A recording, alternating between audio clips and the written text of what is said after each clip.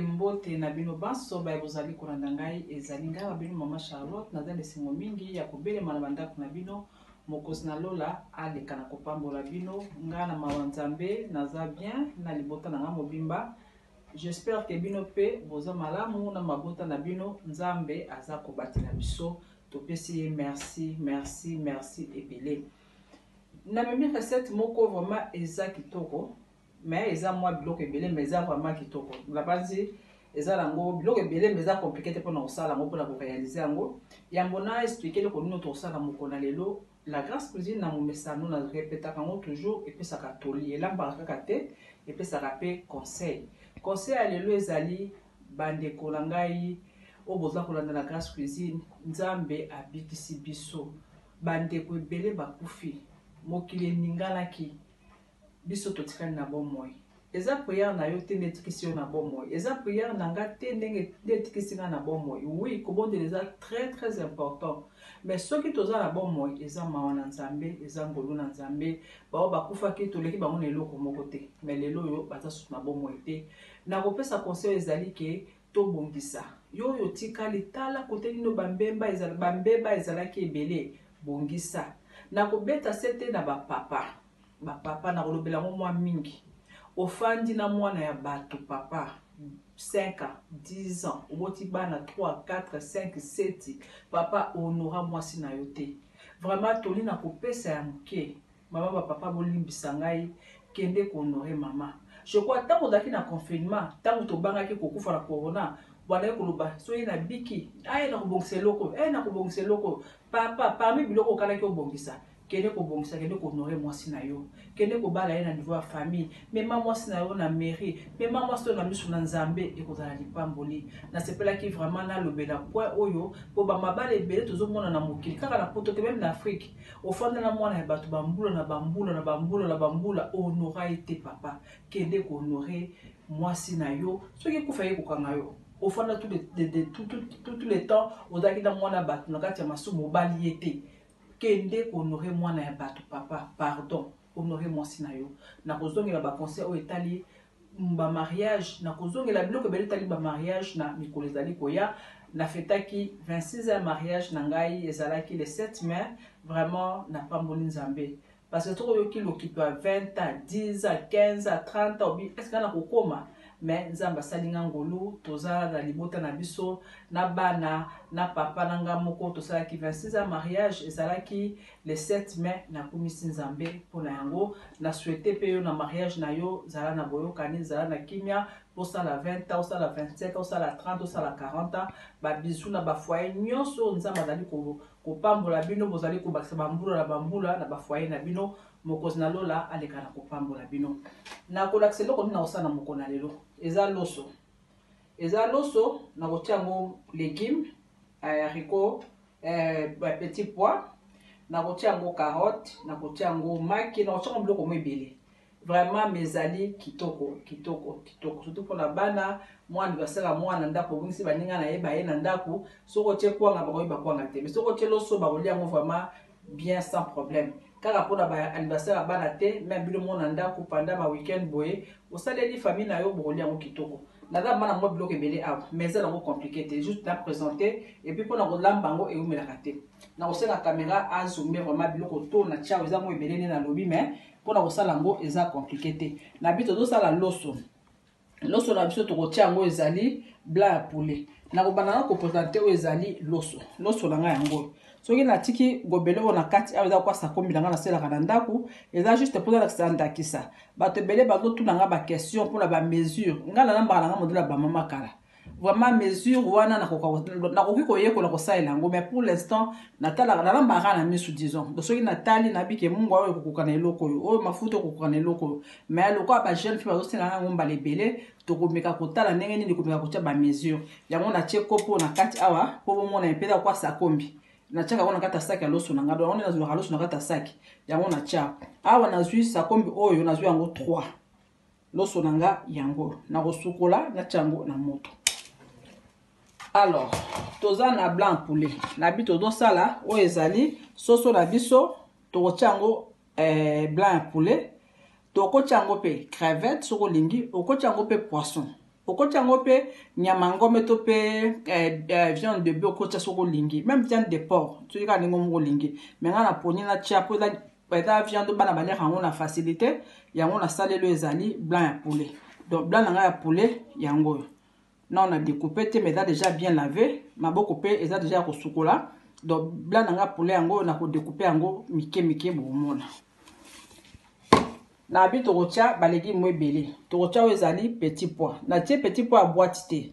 Na tie petit pois ya mubesu o bazaka congeler mais dans mubesu. Eza o ya boîte te. Ça là o ya mubesu ozana vraiment bien mingi. Petit pois nanga bongo za mo quantité belé, petit pois nanga yango yo.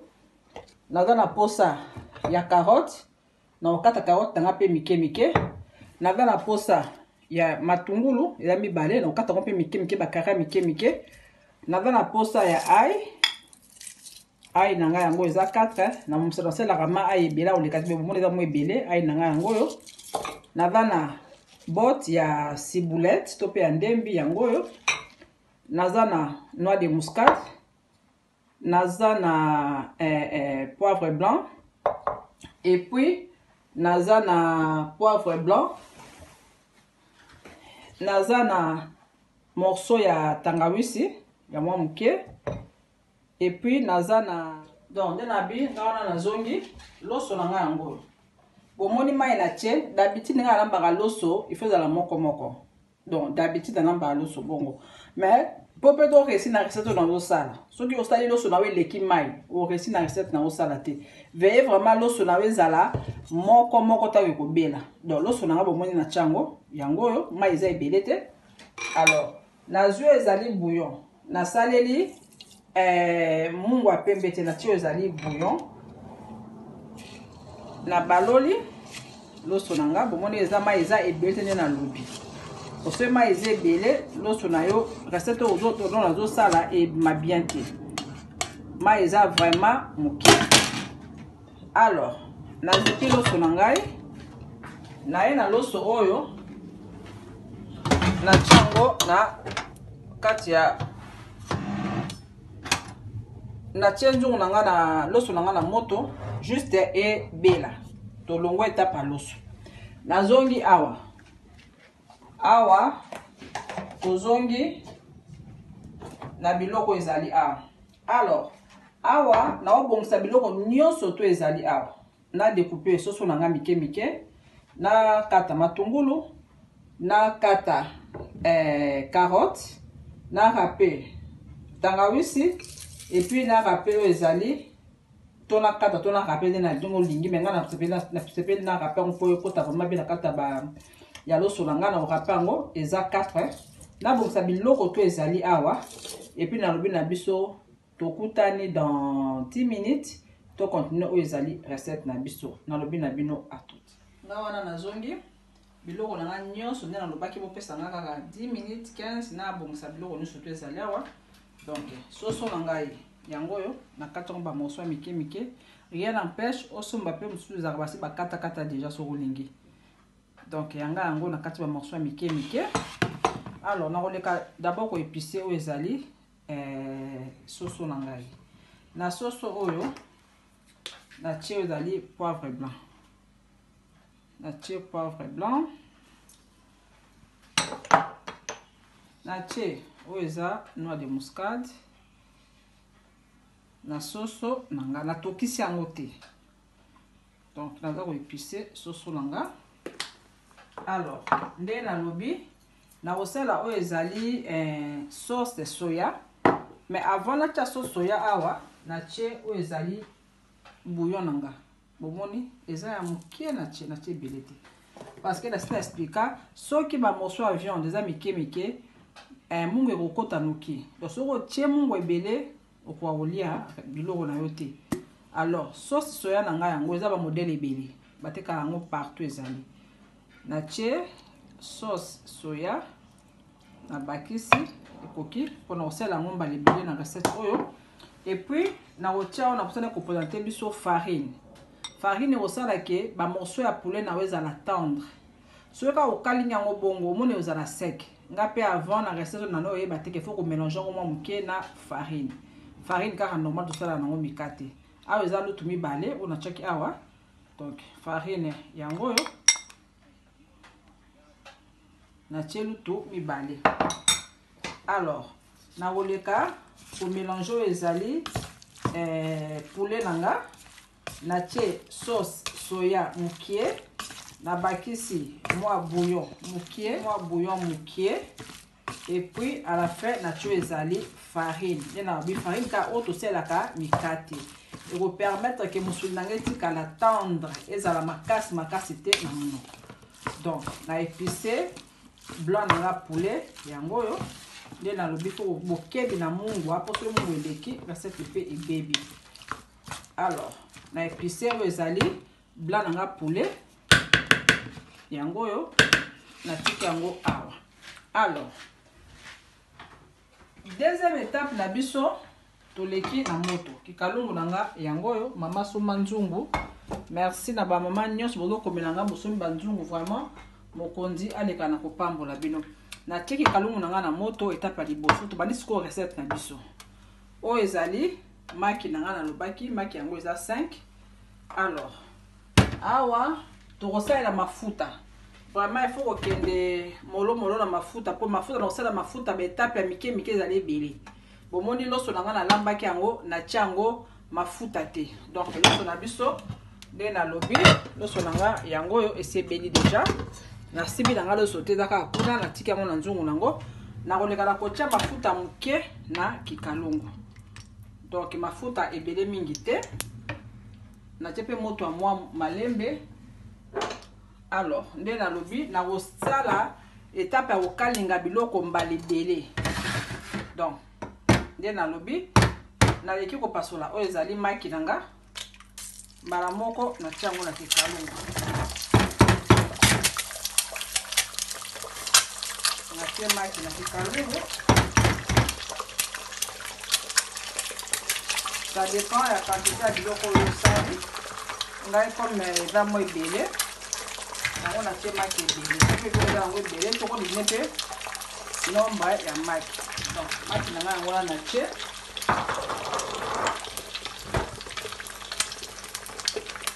Alors na kati ya maki oyo na tie na bakisi susu oyo ezali bouillon mukie ebele te mukie.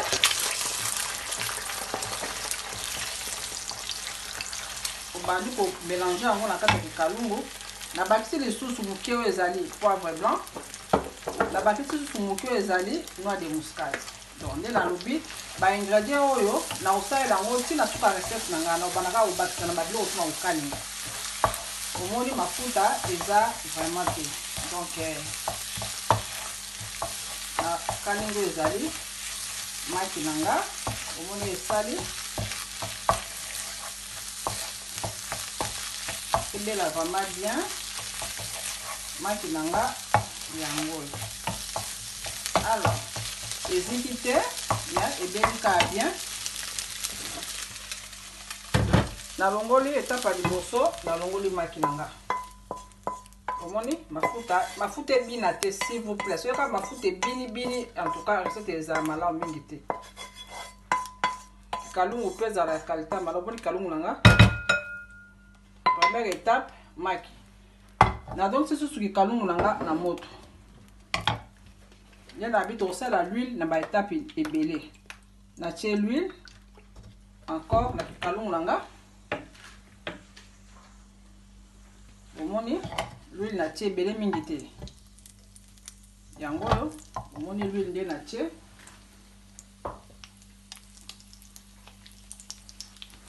Na zwi matungulu oyo na nasala biso yango na kataki na tie yango na kikalungu na ngai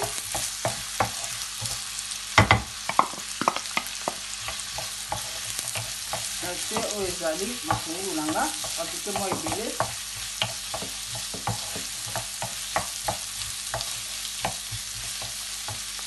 ekozwa mwa temps nde nalobaki to recette eza nango compliqué te kaka koprepare biloko na nyonso tu bamatungulu banini kokatakata me ntango okobayaka komélange yango apres eza vraiment simple mais eza vraiment kitoko. Donc natie oignon nanga boye na kokalinga oignon oyo emise mpe kozala ntuka mwa molai moke. Donc nakalingi natie oignon nanga nazwi ai nanga yango oyo nakapaki nazwi na tangawisi natie na mélanger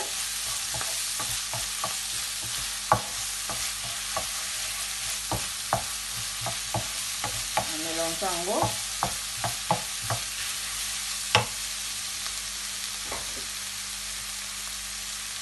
kaka na matungulu nabakisi carotte po ifo carotte elemba bomoni natokisa yango te mais na kati onka mike mike natie oyo ezali carotte nanga. Alors nakomijote yango bantuka il faut vraiment esala ta ba 10 à 15 minutes. Après nakobakisa oyo ezali haricot petit pois nanga vert na ciboulette. Donc nalobi na biso tokutani dans 10-15 minutes po tocontinue ezali recette na biso na bino apres. Donc nga wana nazongi toko mwe 10 minutes nazobalola kaka carotte oyo ekolembaka nde nakobalola boye.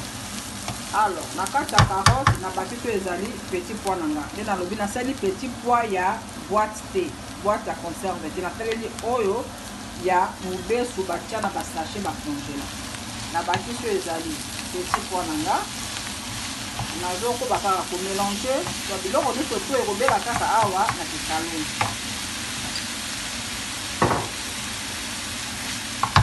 Nabaki to ezali ciboulette na ngai soso na biso eza na kati ya marinade nasalaki na nasimbi soso te. Omoni mafuta eza presque fane nalobi il faut osala bokebi na mafuta po nasaleli mafuta na maki nasaleli mafuta na bamélange oyo nasali oyo epuis mafuta na osala yango suku na soso soki otondisi mafuta ebele eza malamu mingi te. Alors kati ya bacarotte nanga na petit pois na bakisi oyo ezali poivre blanc malembe mpe na poivre blanc parce que poivre blanc mpe ezalaka neti goût ya pilipili te soki otie ebele eleki bana bakwakolia yango te. Bon nazokoba baluka oyo ezali petit pois nanga na carotte. Alors na kati ya petit pois oyo nabakisi nde nabi eza neti nde naelekaka na mungwa nabakisi oyo ezali sauce soya nanga ndambo. Donc nazokoba kaka po balula yango wana bino so tokota so ba 10 minutes po tosala oyo ezali soso na biso mpe tomélanger biloko to place moko nabi na bino apeti. Na wana nazongi balegime nanga vraiment elengi kitoko omoni epanzani te melengi nde nalobi mafuta tala mafuta eza presque pas mais mafuta ezali na ya mike permettre nga nakalinga bamélange nanga oyo nyonso yango oyo kikalungu omoni ezokole te parce que kikalungu eza ya qualité ya malamu somba kikalungu ya malamu mama po réaliser barecette lelo biloko nanga na bai na komélange biloko nyonso awa na kati nalekani kosopa bamélange nanga ya carotte ya petit pois ya oignon ya ail ya tangawisi na kati ya nzungu oyo kikalungu nanga bomoni yango eziki te.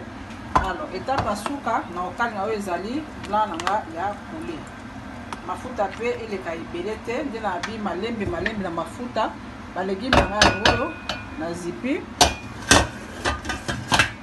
nazongi awa nde na bi komona étape ya kokalinga oyo ezali blanc ya poulet na biso tout comme okosalela yango mpe na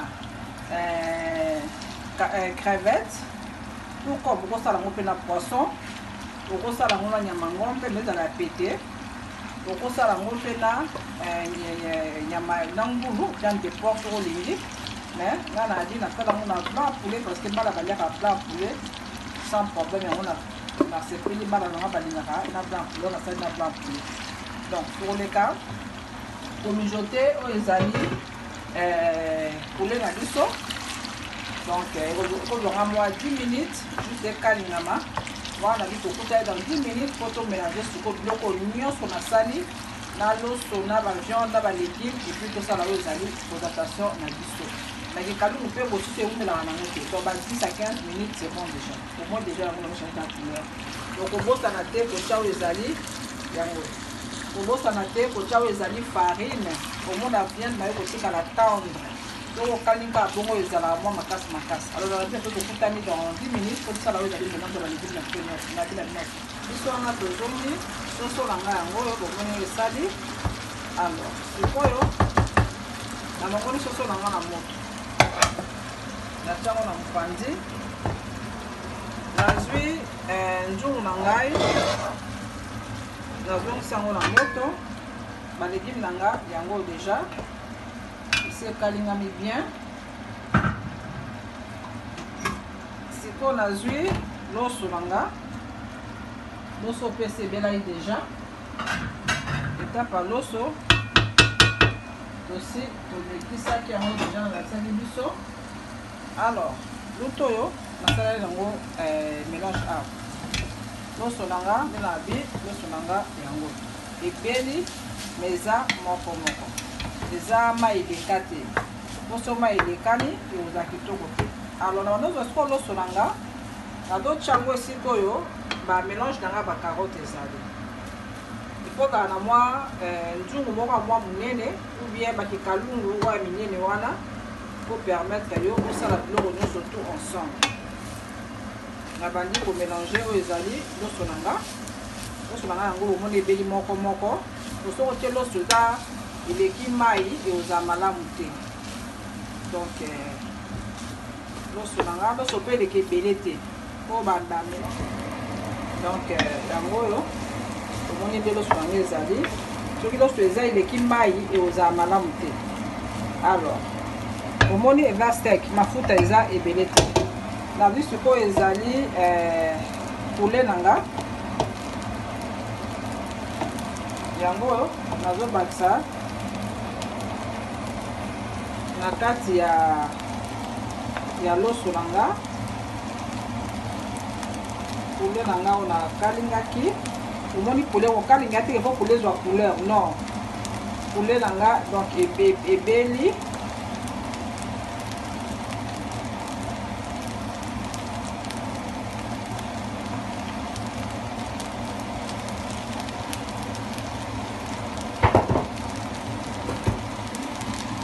nazwi maki oyo nakalingaki na bakisi sikoyo etikalinga kaka na mélange epuis nakobakisa susu sauce ya soya awa soki namoni kelaki natia mafuta na etape oyo nakobakisa sikoyo oyo ezali mafuta donc yango oyo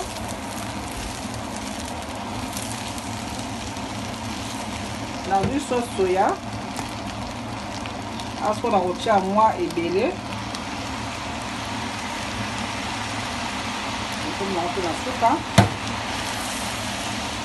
na mélange soki etikali kaka mosala ya komélange yango donc biloko na nga nyonso tu yango oyo nazomélange yango donc loso blanc poulet carotte haricot petit pois ciboulette tangawisi ail nyonso tu yango oyo eza bomoni ezobrille mpo mafuta ezali soki otie mafuta ebele ntango osala kokalinga ekoleka mafuta ekozala malamu te po osala bokebi na mafuta nalobi na biso tokutani dans 5 minutes juste natika yango mijote moke mpe nasali présentation nabi na biso apesi nga wana nazongi recette na ngai ekomi na suka vraiment meka okosepela na koleka kosala présentation elongo na bino nzungu na biso yango oyo eza mwa monene mpo biloko eza ebele donc loso na biso yango oyo bana dire bana koto bazozela yango deja mpo balinga yango mingi donc loso na biso yango oyo nde nalobi mafuta ebele te soki mafuta eza ebele ezalama malamu mingi te omoni eza kitoko na bapoulet na biloko to na tie tokoleka kosala oyo ezali présentation na biso donc meka na ndako mama mekisa bana bosengaki nga baloso ya bajare oyo nabaki antuka tokonaa nango ebele na mutu tobana kosala malembe lelo na préféraki nasala oyo elongo na bino nde na bi bokebi loso eleka mai te soki loso eleki mai ekozala malamu te bomoni ndenge esali kitoko loso eza moko mafuta ebele te so mafuta eza ebele okoka kolia yango te loso na biso yango oyo na poulet nde na bi okoki kolamba yango na oyo ezali okoki kolamba yango na crevette ta ndenge eza kitoko loso na biso yango oyo vraiment nakomi na nga na suka nasepelaki kopartage recette oyo yango na bino barecette ya baloso ya bajara boye oyamo ebele kaka mpona kosepelisa bandako na bino. Merci na mapamboli na bino bopambolaka mama Charlotte mikolo nyonso vraiment mapamboli mosusu eleki ebele nzambe merci bokobana kolike baémission ya la Grâce Cuisine bokobana kopartage baémission ya la Grâce Cuisine botika bacommentaire na bino en tout cas soki na omoni nga na répondre na commentaire na yo te loba peut-être na poste to bacommentaire mosusu eye ebele ezipi ya yo to ya yo eke na se mwana monango eza te mais bacommentaire tout en tout cas na répondaka nzambe apambola bino. Merci na baencouragement na bino, merci na bandeko nyonso bazobela nga na privé misusu omona akomeli nga na commentaire masepeli vraiment ayoka mongongo na nga na telefone nga mpena ayoka mongongo na ye po apesa nga merci napesi bino merci bajeune fille vraiment batoli koya bajeune fille nzambe apambola bino bandeko nyonso bolandaka la Grâce Cuisine mokonzi alola apambola bino ekipe ma la Grâce Cuisine epesi bino merci vraiment na comme na suka sala recette na yo soki o réussi pourquoi pas obtenir la vidéo bat musu batina ngapi ba vidéo ba recette ba sali ba réussi batina na mama Charlotte ezalaka pona to sungana na comme na suka wana bi mokonda pambola bino bon appétit au sala loso no kitoko ko réussi tina na ba vidéo za ma pambola bino na bino à la prochaine bye.